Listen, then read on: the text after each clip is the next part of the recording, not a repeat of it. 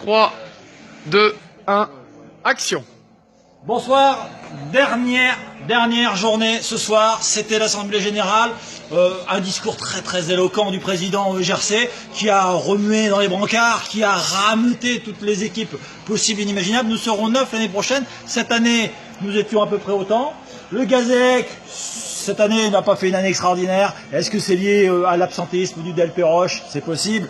Par contre, cette année, un trophée que le Gazélec n'aurait jamais eu sous l'ère Perrochon, ça c'est une certitude, c'est le trophée de la meilleure défense. Inutile de vous dire que je n'y ai pas participé, évidemment. Par contre, s'il y a un artisan, un homme, qui a énormément compté défensivement cette année, il est à côté de moi, c'est mon petit bourrin. Je l'appelle bourrin parce qu'il a les pieds carrés. Il marque de temps en temps, mais c'est des erreurs de casting.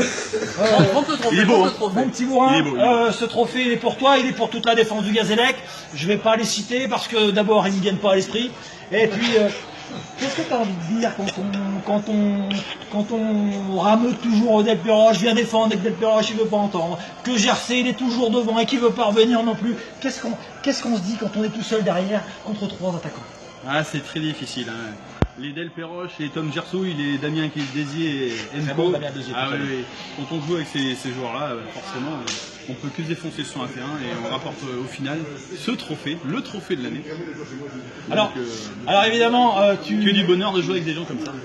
Tu es aussi un joueur de vestiaire, parce que le Gazélec c'est aussi un vestiaire, bien évidemment, une ambiance de feu, des petits pipis qui passent par-ci par-là, qui te tombent dessus. Ce soir c'était un peu ton baptême de feu. Hein. Bah, disons que demain matin je vais me réveiller avec quelques mycoses sur la cuisse, mais bon, ça reste pas produit. Merci gros cochon. Je pense qu'il n'y a qu'un seul vestiaire comme celui-ci. Je ne m'avancerai pas trop en disant que le vestiaire du Gazélec c'est un vestiaire très particulier. Sa piste de source. Sa piste de source, effectivement. Bon, une 5e place cette année, on va pas revenir là-dessus, c'est pas grave.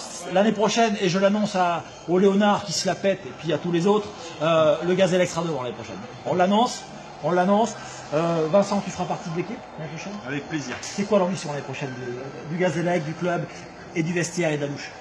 L'ambition, c'est déjà de repartir avec le trophée de la meilleure défense, ça c'est sûr. Hein.